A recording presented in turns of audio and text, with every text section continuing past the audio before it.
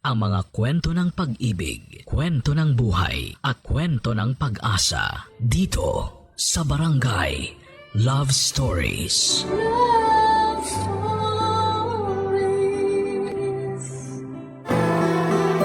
Magulang ang nagsasakripisyo para sa ikabubuti ng kanilang mga anak.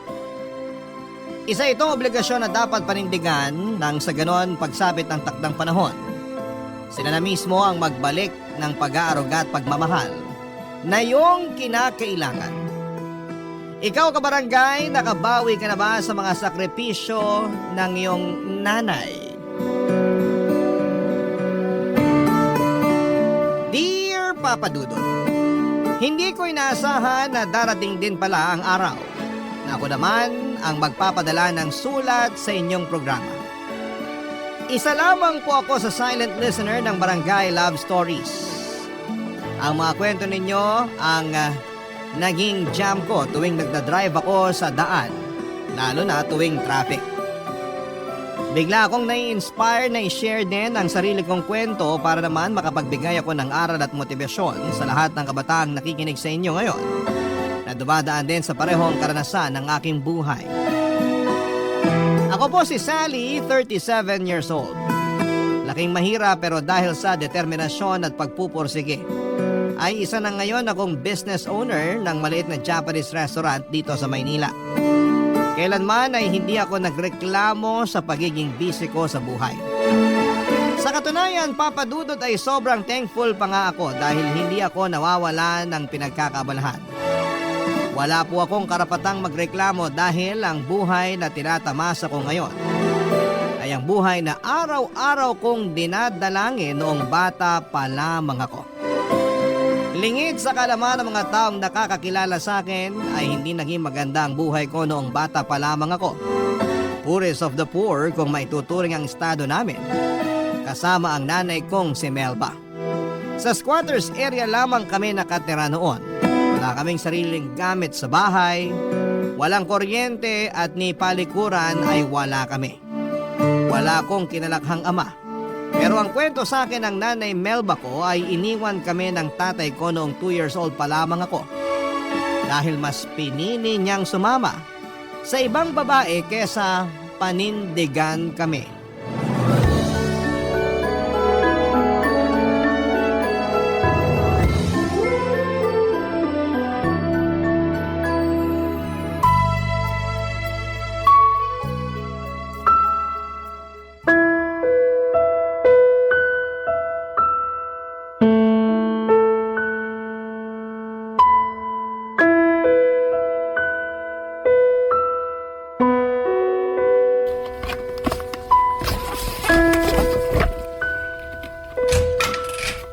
Gilbert, anong ginagawa mo? Bakit ka nag-empake?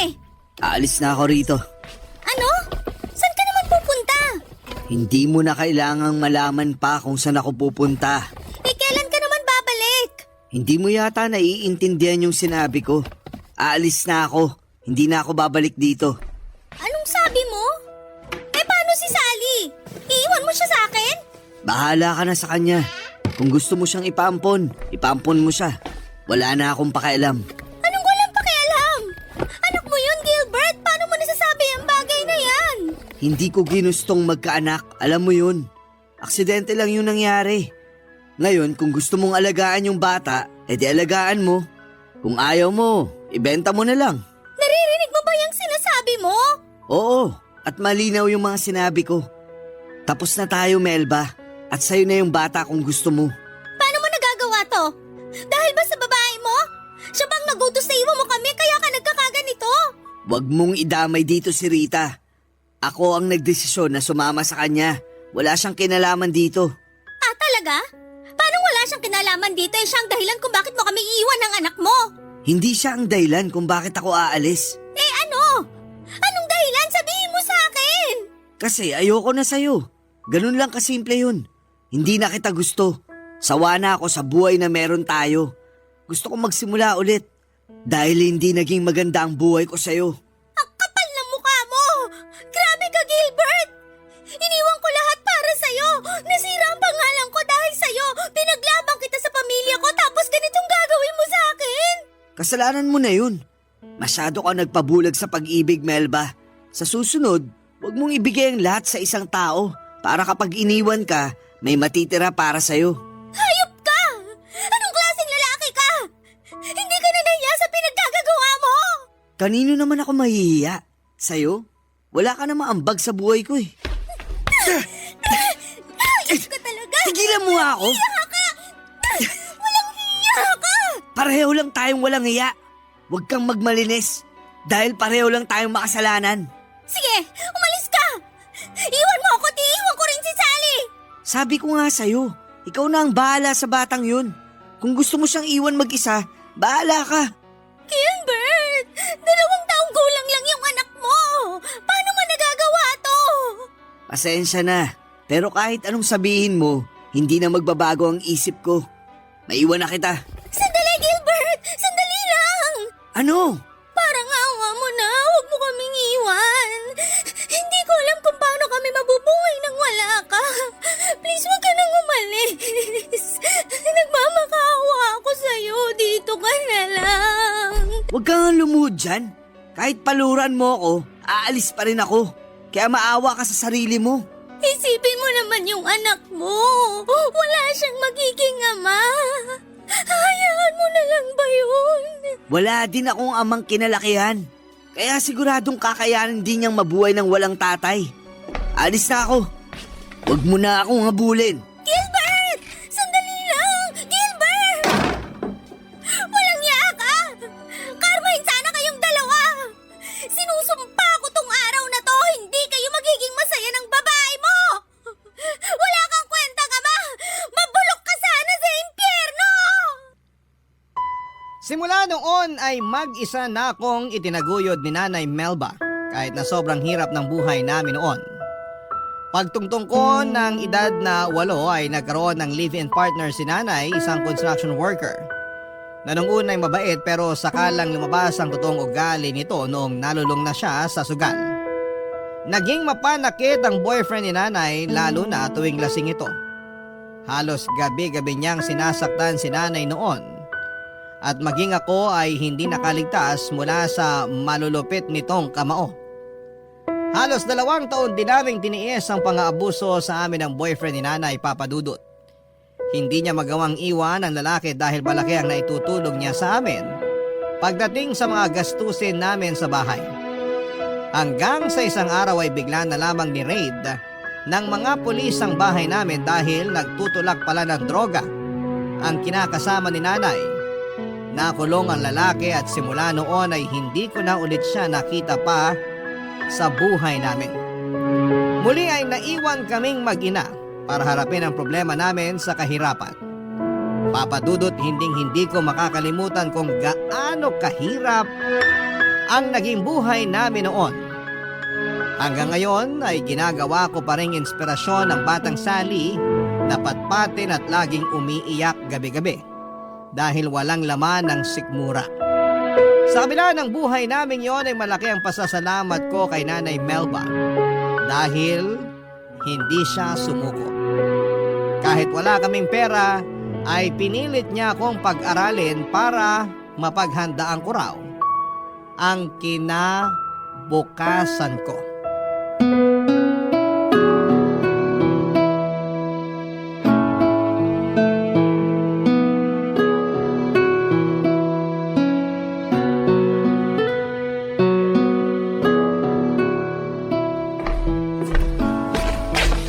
Anak? Sally? Nandyan ka ba? Opo, nandito po ako. Bakit po, Nay? Isukat mo tong uniform mo. Parang hindi na yata kasya sa'yo ah. Hindi na po talaga kasya yan, Nay. Last year pa yan hindi kasya eh. Last year pa ba hindi kasya? Ba't hindi mo sinabi sa akin? Sinabi ko naman po sa inyo noon eh, kaso sabi nyo wala pa tayong pambili. Kaya antayin ko na lang matapos yung pasukan para makabili tayo ng bago kapag grade 4 na ako. Ganun ba? O siya, sige, gagawa natin yan ng paraan. Ang tanong, meron na po ba kayong pambili ng bago kong uniform? Siyempre naman, may naitabi akong pera dyan para sa uniforme mo. Yung totoo po, Nay. Wala na nga tayong pambili ng bigas eh. Uniform pa kaya Hayaan mo, bukas na bukas, may uniform ka na. Nay, 10 years old na po ako. Alam ko na po na mahirap lang tayo. Alam kong wala tayong pera na pambili ng bagong uniform. Kaya wag niyo nang itago sa akin yung sitwasyon natin. Mahirap tayo, oo. Totoo yon. Pero hindi ibig sabihin no na hindi ko na kayang ibigay yung mga pangangailangan mo. Magtiwala ka sa akin, mabibigyan kita ng bagong uniform bago magsimula ang pasukan. Matagal pa naman may 2 linggo pa kaya mapaghahandaan ko pa yan. Paano po kung tumigil na lang kaya ako sa pag-aaral? Ano? Bakit naman? Para po makatulong ako sa inyo sa pagtatrabaho. Tsaka para hindi na rin kayo mahirapan sa paghahanap ng mga gamit ko sa eskwelahan. Hindi pwede. Kailangan mong mag-aral. Kapag tumigil ka, maiiwanan ka ng mga kaklase mo. Gusto mo ba yon? Okay lang naman po yun sa akin Ang mahalaga po, matulungan ko kayo. Anak, wag mo na akong alalahanin. Kaya kitang pag-aralin. Kaya kong pagtrabahuhan yun. Wala ka bang tiwala sa akin? Meron po. Yun naman pala Wag mo nang problemahin ang pag-aaral mo. Ako nang bahala dyan. Alam mo ba na edukasyon ang isa sa mga pinakamahalagang sandata na pwedeng magkaroon ng isang tao? Bakit naman po? Kasi ang pagkakaroon ng maayos na edukasyon ang magbibigay sa atin ng daan para sa pagbabago. Pagbabago? Paano naman po yun? Isipin mo na lang. Mahirap tayo ngayon, di ba? Wala tayong perang pambili ng gamit mo sa eskwelahan nyo. Pero kapag nag-aral ka at nakapagtapos, kapag nagkaroon ka na ng diploma, magagamit mo yun para makapaghanap ng maayos na trabaho. Kapag nagkatrabaho ka, magkakaroon ka na ng pera. Hindi ka na mahihirapan sa mga gastusin. Yun ang isa sa mga pagbabagong pwedeng ibigay sa'yo ng edukasyon. Talaga po? Oo. Kailangan mong makapagtapos para magkaroon ng pagbabago sa buhay natin. Kayo po ba? Nakapagtapos po ba kayo? Ako? Hindi Kaya tingnan mo tong buhay natin ngayon. Mahirap na nga kami noon. Mahirap pa rin tayo hanggang ngayon. Huwag mo kong tutularan ha? Hindi ko sineryoso ang pag-aaral ko, kaya ganito ko ngayon. Sige po, mag-aaral po ako ng mabuti para mabago na natin tong buhay natin. Tama yan. Pagigihan mo ang pag-aaral para yung mga pangarap mo ngayon, makamit mo sa pagtanda mo. O sige na, itabi mo na tong uniform. Hahanap tayo ng kapalit niyan bukas. Sige po! Papa Dudut, isa sa mga magagandang katangian ni Nanay Melba ay ang pagiging madiskarte nito. Kahit na walang pera ay palagi siya naghahanap ng paraan para lamang maipagpatuloy ko ang pag-aaral ko. Kapag malapit na ang pasukan ay nagbabahay-bahay siya sa iba't ibang lugar para humingi ng mga lumang notebook na hindi na ginagamit. Ang ginagawa nito ay binabaklas ni Nanay ang mga notebook na yon sa kanya pagsasama-samahin ang mga pahinang walang sulat. Pinagtatagpi-tagpi niya ito gamit ang yarn para makabuo ng bagong notebook na pwede kong gamitin sa pasukan. Pagdating naman sa uniform ay kinakausap ni Nanay ang mga graduate na mula sa eskwelahang pinapasukan ko para hingin ang mga uniforme nila na hindi na nila gagamitin pa. Ganon din pagdating sa mga sapatos at bag. May mga mabubuting loob naman na nagbibigay tulong kay Nanay at malaki ang pasasalamat ko sa kanila dahil naging parte sila sa success na meron ako sa ngayon. Papa Dudut, kung ang mga kaklase ko noon ay puro brand new ang gamit tuwing nagsisimula ang pasukan, ako'y pawang pinaglumaan ang gamit ko. Ganon pa man ay hindi ko ito kinakahiya dahil alam ko sa sarili ko na ang mga suot at gamit ko sa eskwela, hindi man bago ay pinaghirapan ito ni Nanay Melba ko. Kahit walang baon, kahit walang laman ng tiyan, kahit nanginginig na ako noon dahil sa gutom ay hindi ako tumigil sa pag-aaral. Si Nanay Papa Dudut ang naging motivation ko para magseryoso sa eskwela. Dahil gusto kong balang araw ako naman ang gagawa. ng mga sakripisyo para sa kanya, Papa Dudut. Barangay Love Stories. Barangay Love Stories. Top student ako noong nag-aaral pa lamang ako, Papa Dudut. Isa yon sa mga bagay na ikinaka-proud ko dahil sa kabila ng kahirapan namin noon, ay hindi yun naging hadlang sa paghahangad ko ng maayos na edukasyon.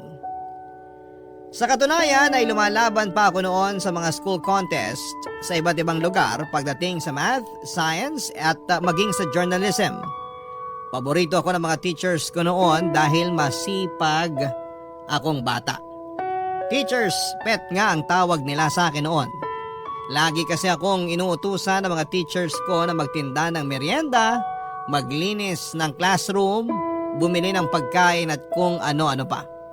Kapalit noon ay nakakalibre ako ng merienda at minsan ay inaabutan din nila ako ng kaunting pera. Payakman na maituturing ang pamumuhay namin noon ni Nanay Melba. Masasabi kong masaya pa rin naman ang naging kabataan ko. Kapag walang pasok ay tinutulungan ko si Nanay na magbenta ng gulay. Pagsabit naman ng hapon ay nangangalakal kami. Kada weekends naman ay tumatanggap si Nanay ng labada at naging bonding time na namin noon ang pagkusot ng mga damit. Ambisyosa akong tao, Papa Dudut, at yon ang nag-push sa akin para abutin ang mga pinapangarap ko sa buhay. Lahat ng pwedeng pagkakitaan ng isang bata ay pinasok ko na sa kagustuhang makatulong kay Nanay. Alam ko kasing hirap na siya noon. May mga gabi na kung kailan akala niya ay tulog na ako, lagi ko siyang napapakinggan na humihikbi dahil na rin siguro sa pagod at hirap ng buhay. Bilang isang anak ay ginawa ko na ang lahat para kahit papaano ay mabawasan ng pasang problema ng nanay ko.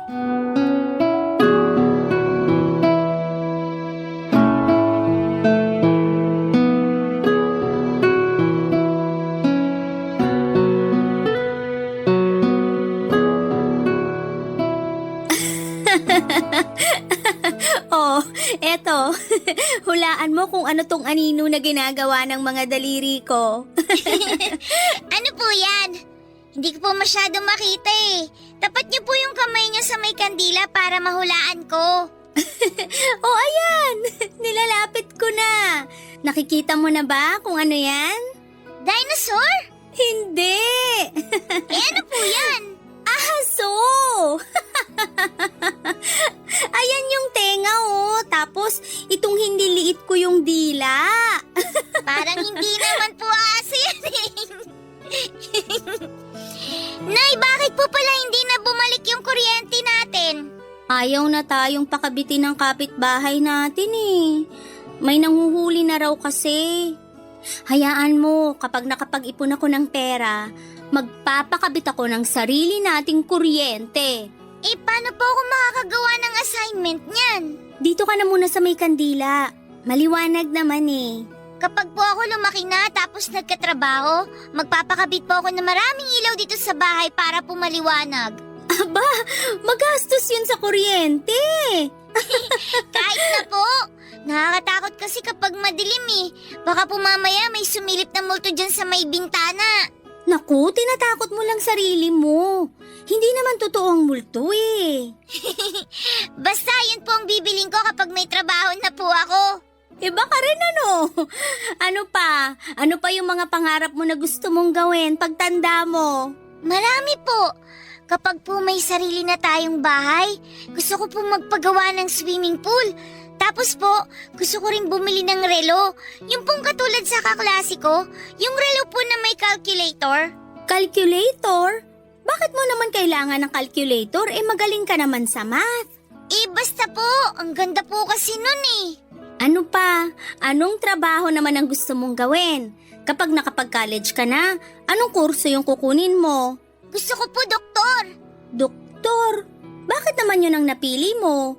Eh kasi po, gusto ko pong tumulong sa mahihirap na hindi po kayang magpa-hospital. Di po ba yung anak ng kapitbahay natin namatay daw po kasi ayaw po nilang itakbo sa hospital kasi daw wala po silang pambayad. Oo. Nagkaroon ng pneumonia yung bata tapos ayaw ipagamot sa ospital kasi malaki daw yung sinisingil. Kaya sa bahay na lang siya ginamot. Mga ganong tao po yung mga gusto kong tulungan, Nay. Yung mga tulad natin na mahihirap lang. Ang bait mo namang bata. Iniisip mo pa talaga yung makakatulong sa iba? Mabuti yan. Basta pag-igihan mo lang ang pag-aaral mo. Magiging mabuti at magaling na doktor ka rin paglaki mo. Eh kayo po, Nay, ano po bang pangarap niyo nung bata kayo? Ako? Gusto kong maging teacher noon pero dahil nga hindi ko natapos yung pag-aaral ko, hindi ko naabot yung pangarap kong yun. Sayang naman po. Maliban sa maging teacher, ano pa po yung pangarap niyo noon? Ano pa nga ba? Wala naman na. Ang gusto ko lang naman talaga noon magkaroon ng masaya at tahimik na pamilya. Yung kahit hindi mayaman, pero hindi naman naghihirap na tulad natin ngayon. Basta yung simpleng pamilya lang, buo, masaya, tahimik, puno ng pagmamahal. Ganun lang kasimple yung pangarap ko noon. Ako na lang po ang bubuo ng pangarap niyong yan, Nay.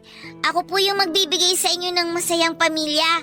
Kapag po nakaahon na tayo sa hirap, gagawin po natin lahat ng gusto nating gawin para po maging masaya tayo kahit po dalawa lang tayo. Talaga ba? Oo naman po! Kaya katulad po ng sinabi nyo, pagbubutihin ko po talaga yung pag-aaral ko po para sa inyo. Maganda yan. Sana patuloy kang bigyan ng inspirasyon ng mga pangarap mong yan. Basta magtiwala ka lang sa Panginoon.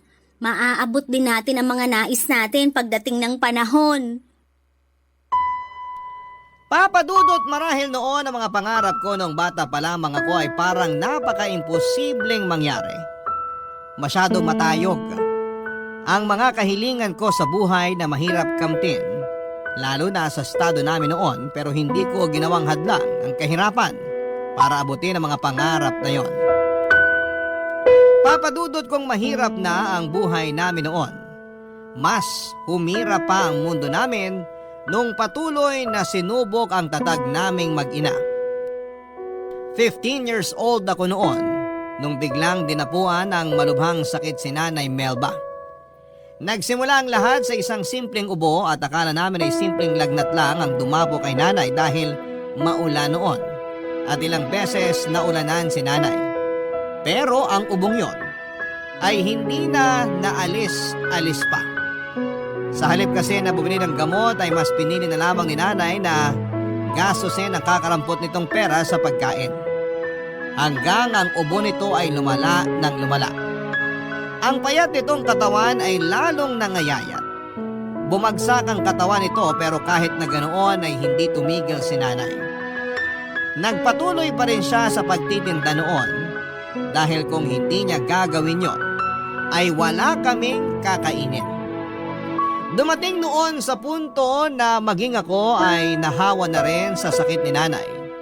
Mas malala ang dumapo sa aking sakit dahil muntik ko na itong kinamatay noon. Tuwing inuubo ako ay may kasama na itong dugo at bigla ring tumaas ang lagnat ko kaya nagmamadali akong tinakbo ng nanay ko sa pinakamalapit na center. Pero ang center na pinuntahan namin ay walang nagawa sa sakit ko dahil sobrang lala na nito. No choice sila kundi ang ipadala ako sa isang public hospital. Wala na akong masyadong maalala ng time na yon, Papa Dudut, dahil akala ko noon ay mawawala na ako.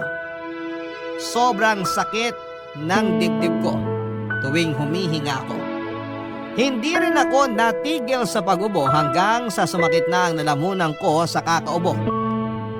Parang umiikot na ang buong mundo ko noon dahil sa taas ng lagnat ko. At ang tanging memorya ko na lamang noong araw na yon ay ang pag-iyak ni Nanay Melba kasama ang kaibigan niya na si Tia Rosa dahil sa sobrang pag-aalala, Papa Dudut.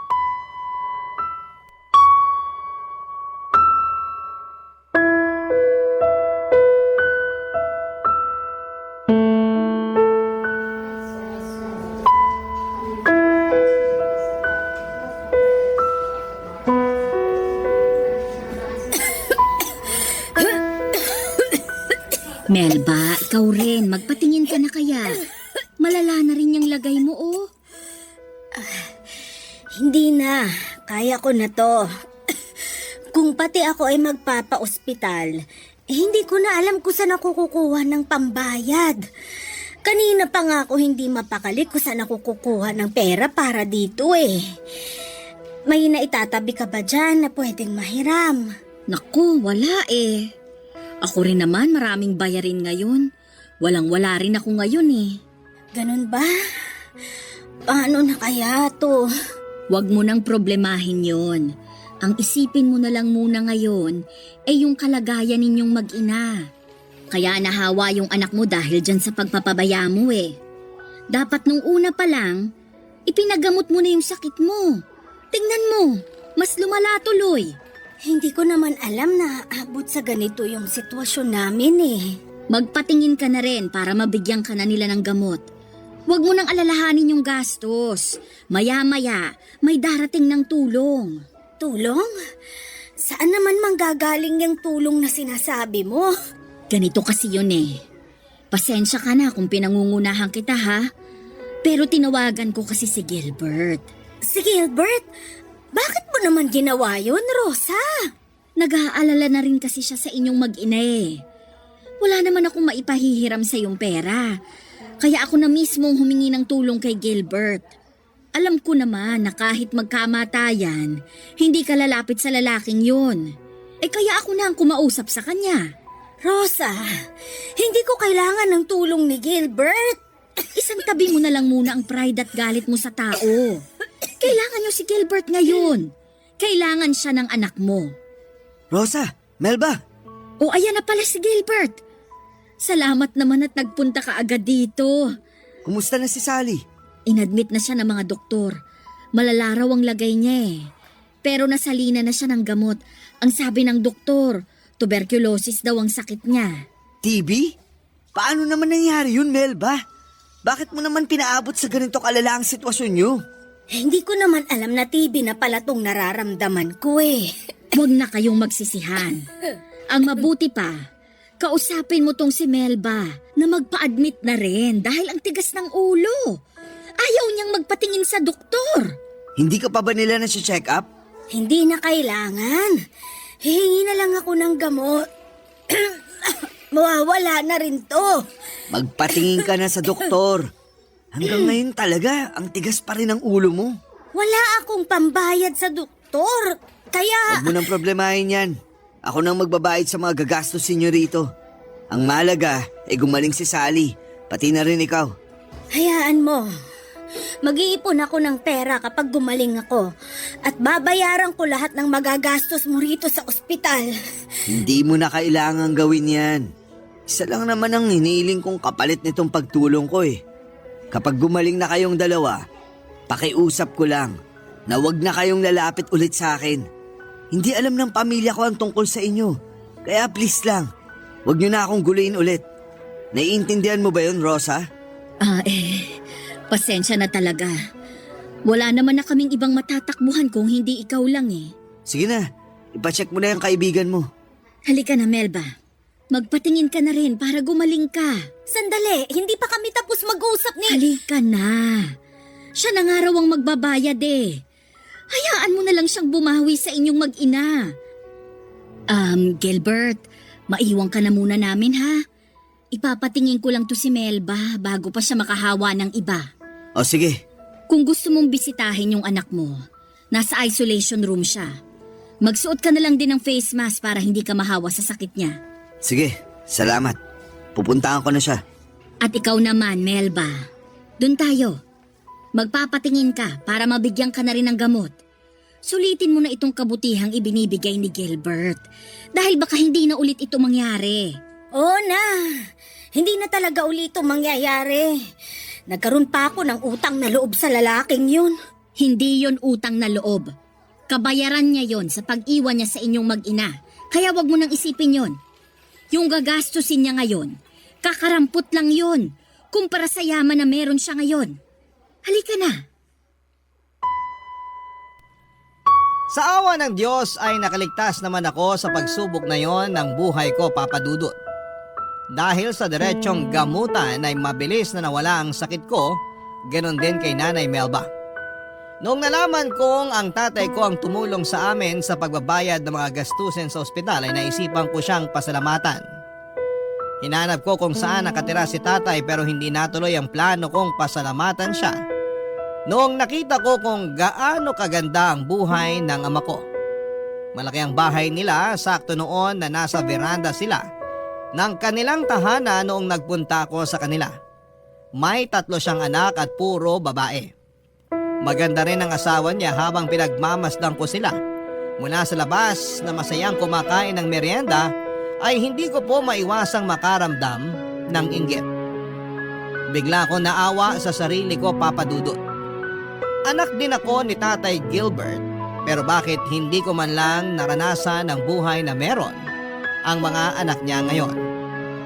Sobrang saya nila habang kami ni Nanay Melba ay araw-araw naming pinoproblema kung paano kami makakasurvive sa bawat araw namin. Mula sa pasasalamat ay binalot ako ng galit ng mga oras na yon. Hindi ko maiwasang magtanim ng sama ng loob sa kanya dahil sa pagtalikod na ginawa niya sa amin. Pero kahit na ganoon ay wala akong planong sirain ang tahimik na buhay ni tatay. Ang ginawa ko na lamang ay naglakad ako palayo at binalikan si Nanay Melba na natatanging pamilya ko.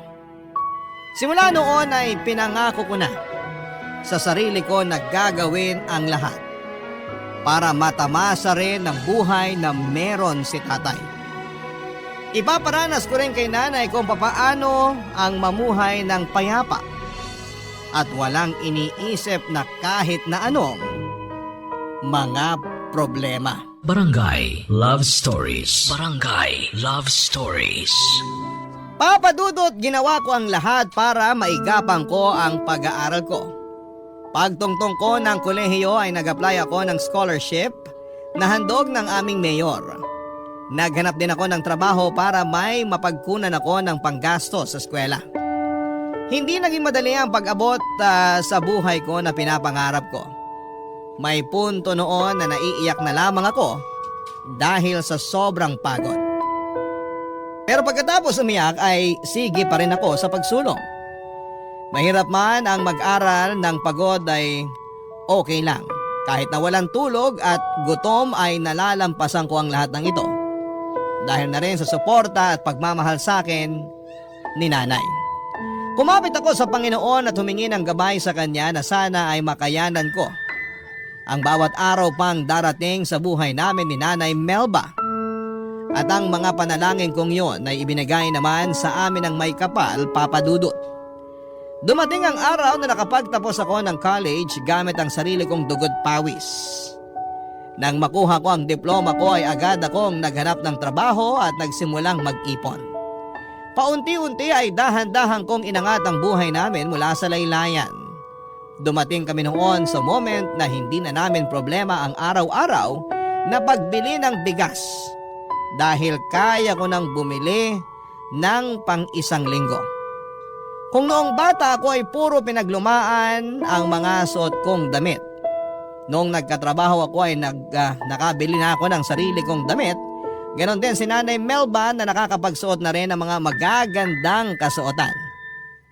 Mabagal man pero dahan-dahan kong ibinigay kay nanay ang comfort na deserve niya, Papa Dudut.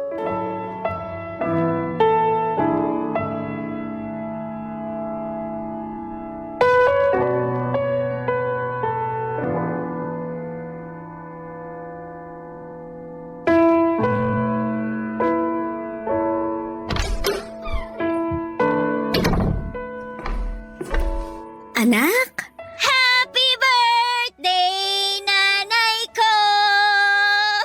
Wow! Totoong cake ba yan? Oo naman, Nay! Chocolate cake tapos may sarili pang birthday greeting. Oo, di ba? Lapag ko na dito sa lamesa, Nay, ha? Naku, salamat, anak. Deserve niyo to, Nay! Oh, hipan niyo na tong kandila. Tapos hiling kayo ng isang bagay na gusto niyong matupad. Wala na akong mahihiling pa. Ang gusto ko lang gawin ngayon ay magpasalamat sa mga pagpapalang natatanggap natin ngayon. Ay. Hipan ko na ba? Opo! Ayan! Happy 50th birthday po, Nay! Oy, may binili rin po akong pansit dito. Halika na, Nay. Kumain na tayo. Maupo na kayo dyan. Sige na. Salamat! Siyempre, hindi magiging birthday celebration to kung walang regalo. May regalo ka para sa akin? Oo naman, Nay! Natatandaan ko pa po nung bata ako, kahit wala tayong handa, hindi pwedeng wala kang regalo sa akin tuwing birthday ko.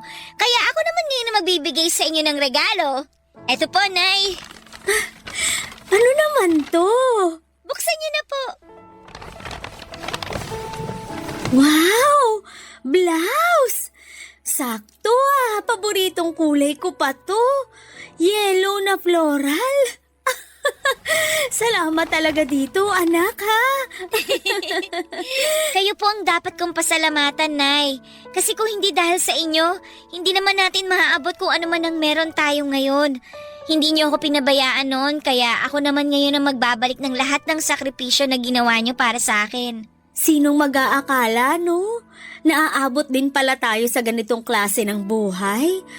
Akala ko nun mamamatay na lang akong mahirap eh. Siyempre, hindi ko po hahayaan yun, Nay.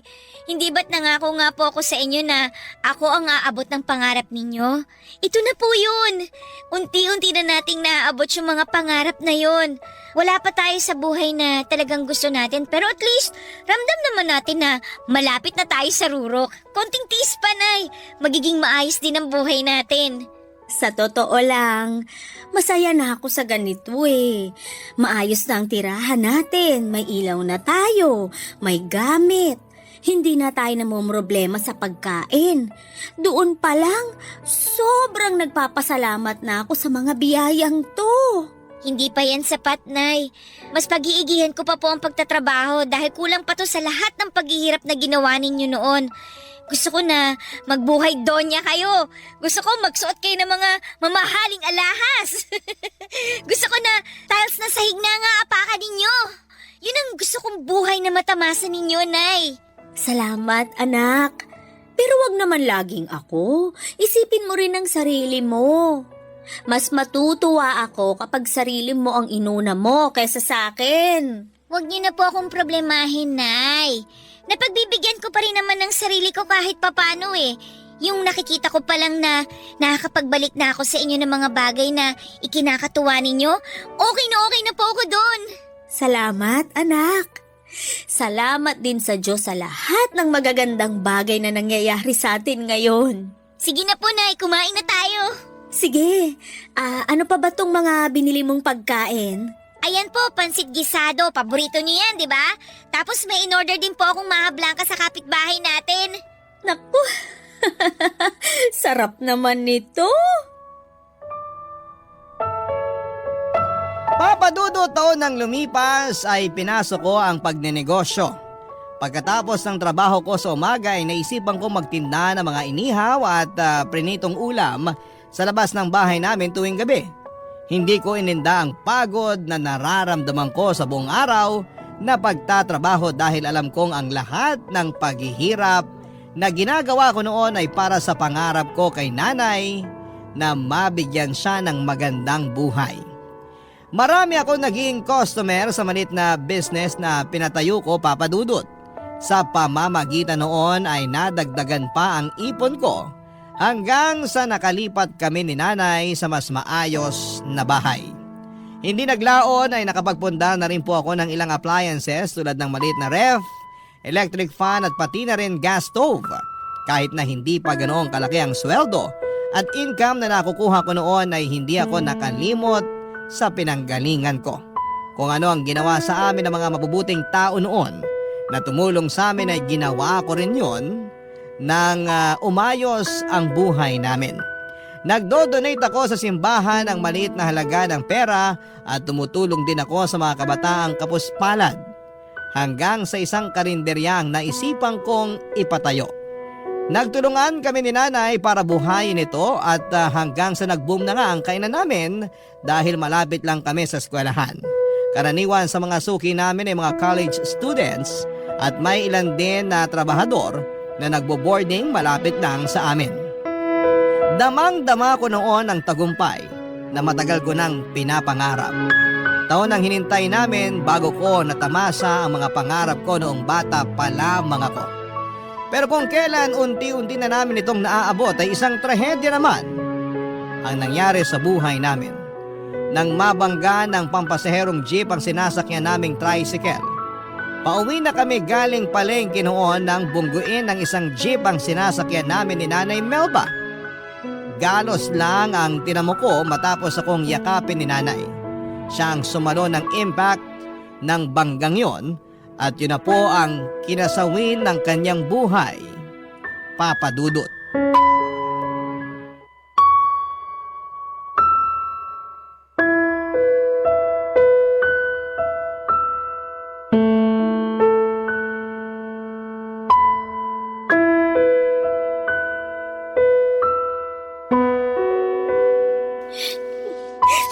Sally, Tiyang Rosa, wala na po si Nanay. nakikiramay ako sa'yo. Hanggang ngayon, hindi ko pa rin po talaga matanggap na wala na po yung nanay ko. Mahirap talaga. Kailanman hindi natin matatanggap ang maagang pagkawala ng mahal natin sa buhay. Pero kung yun talaga ang kapalaran ng isang tao, wala na tayong magagawa pa dun. Ang dami ko pa pong pangarap para sa kanya eh. Hindi pa namin naaabot yung estado na ipinangako ko po sa kanya. Wala naman yan sa naging estado nyo sa buhay eh. Kung ako ang tatanungin mo, masaya na si Melba kahit noon pa kasi nagkaroon siya ng isang napakabuting anak na tulad mo. Aanhin ko pa po yung pagiging mabait kong anak kung hindi ko naman nasuklian yung mga paghihirap sa akin ng nanay ko. Tignan mo yung sarili mo ngayon. Maayos na ang pamumuhay mo. Maganda na ang buhay mo. Malayo ka na sa dating Sally na butot balat. Yung mga sakripisyo ng nanay mo sa'yo, hindi mo yun sinayang. Doon pa lang isang malaking kasuklian na yon para sa nanay mo. Ang hangad lang naman ng isang magulang, makita ang kanilang anak na nasa maayos na kalagayan. At yun ang nakita ni Melba bago siya namayapa. Ang unfair lang po kasi kung kailan po malapit na kami sa hinahangad kong buhay, saka pa siya nawala sa akin. Ganun talaga eh. Hindi atin tong buhay na meron tayo. Hiram lang to sa Diyos. At kapag oras ng bawiin, wala na tayong magagawa. Nakakalungkot lang din talaga kasi napakabait na tao ni Melba. Alam mo ba ang kwento kung papaano kami naging magkaibigan? Hindi po. Basta ang alam ko, magkaibigan na po kayo noon pa eh. Wala ka pa noon sa buhay ni Melba. Matalik na talaga kaming magkaibigan. Tindera rin ako noon. Magkatabi lang kami sa pwesto ng nanay mo. Ako ang naging witness ng naging pag-iibigan nila Melba at ng tatay mong si Gilbert. Ano po bang nangyari sa kanilang dalawa? Bakit po sila nagkahiwalay? Ang totoo niyan, hindi ko rin alam. Basta ang sabi sa akin ni Melba, mas ginustong sumama ni Gilbert sa babae niya. Isa ako sa mga nakakita kung papaano iniwan ng tatay mo si Melba. Halos lumuhod nga siya noon sa pagmamakaawa eh. Pero wala. Matigas yung tatay mo. Iniwan pa rin kayo. Simula noon, ako daw yung naging sandala ng nanay mo. Sabi nga niya sa akin noon, karma na niya siguro yung nangyari. Karma? Bakit naman po karma? Kasi maging siya. Ay teka, hindi mo pa pala alam tong kwento na to. Hayaan mo na lang. Huwag mo nang isipin yung mga sinabi ko. Hindi, sige po, tuloy niyo lang po. Karma? Bakit naman po kakarmahin si nanay? Paano ba to? Baka multuhin ako ng nanay mo kapag sinabi ko sa'yo to eh. Tiyang Rosa, sabihin niyo na po. Nasimulan niyo na pong ikwento eh. Pero huwag kang magagalit sa nanay mo kapag nalaman mo ang totoo ha? Ano po ba kasi yun? Bakit naman po ako magagalit kay nanay? Kasi ang totoo niyan, kabit rin ni Gilbert si Melba. Ano po? Kabit po si nanay? May asawa si Gilbert noon, si Salome. Siya ang totoong nanay mo, Sally. At hindi si Melba. Paano po nangyari yon? Sinasabi niyo po ba na hindi ko totoong nanay si Nanay Melba? Ganito kasi yung nangyari. Si Gilbert at si Salome, nagkaroon sila ng anak. Ikaw yon. Pero nung mga panahong yon, kinakasama na rin ni Gilbert si Melba. Saktong kapapanganak mo lang noon nung nalaman ni Salome ang totoo. Na-depress siya, dulot na rin siguro ng postpartum depression. Bigla na lang siyang tumalon mula sa ika-6 na palapag ng inuupahan yung bahay noon. Nung namatay si Salome, kinuha ka ni Gilbert at inako ka na ni Melba bilang totoong anak. Hanggang sa iniwan kayo ng tatay mo. Simula noon, si Melba na ang tumayong ina mo. Totoo po bang sinasabi niyo? Alam kong mahirap paniwalaan, pero yun nga ang nangyari. Kung gusto mong kumpirmahin tong mga sinabi ko sa'yo, pwede mong itanong sa tatay mo. Hindi ko totoong nanay si Nanay Melba?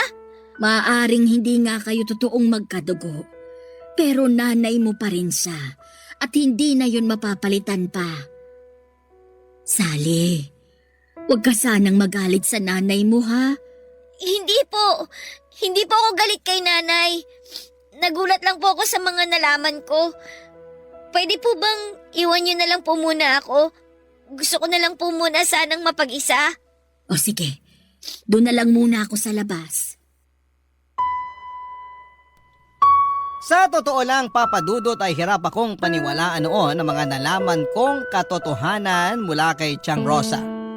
Pero pinatotoo ito ni Tatay Gilbert nung dumalaw siya sa huling gabi ng burol ni Nanay Melba. Humingi ng tawad sa akin si Tatay sa mga nagawa niyang kasalanan sa amin ni Nanay. Willing daw siyang magpakaama sa akin ngayong wala na si Nanay Melba.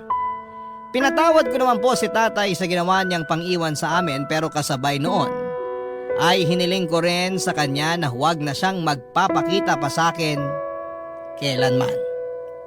Masyado nang huli ang desisyon niyang magpakaama sa akin. Isang tao lang ang itinuring kong magulang sa buong buhay ko at yon ay si Nanay Melba lamang. Siguro totoo nga nakabit si Nanay Melba. Isa siya sa mga sumira sa pagsasama ng totoong magulang ko, pero ang makasalanang pag-ibig na yon na nangyari noon ay matagal nang pinagdusahan ni Nanay. Bumawi siya sa pamamagitan ng pagkupkop at pagpapalaki sa akin kahit na hindi naman niya ako totoong anak, at sapat na yon sa akin bilang kapatawaran. Pagkatapos inibing ni Nanay Melba at ipinagpatuloy ko ang mga nasimulan kong pangarap. Mula sa maliit na karinderya ay nagpatayo ako ng sarili kong Japanese restaurant matapos akong kumuha ng kurso sa cooking. Ang negosyo kong yon ay umusbong hanggang sa nagkaroon po ito ng isa pang franchise. Hindi naglaon ay nakapagpatayo po ako ng sariling bahay na mas malaki pa sa bahay ng tatay ko. Lahat ng bagay nang gusto kong makuha noong bata ako ay abot kamay ko na. Ang mga pangarap ko noon na sa panaginip lang natutupad ay naabot ko na. Nakakalungkot lang na hindi na ito natamasa pa ni Nanay Melba na siyang pangunahing rason kung bakit ako naghirap na abutin ang mga pangarap na yon. Papa Dudut, dito na po nagwawakas ang storya ko. Maraming salamat po sa inyo. Ang inyong forever kapuso at kabarangay, Sally. Barangay Love Stories. Barangay Love Stories. Napakasakit na nangyari kay letter sender. Pero buti sa uli, naging maayos pa rin ang buhay niya. Anong say mo sa Barangay Love Stories na ito? Pagkwentuhan natin sa comment section yan. Nagustuhan ng iyong napakinggan? Ituloy yan via live stream sa www.gmanetwork.com/radio. Barangay LS 97.1 4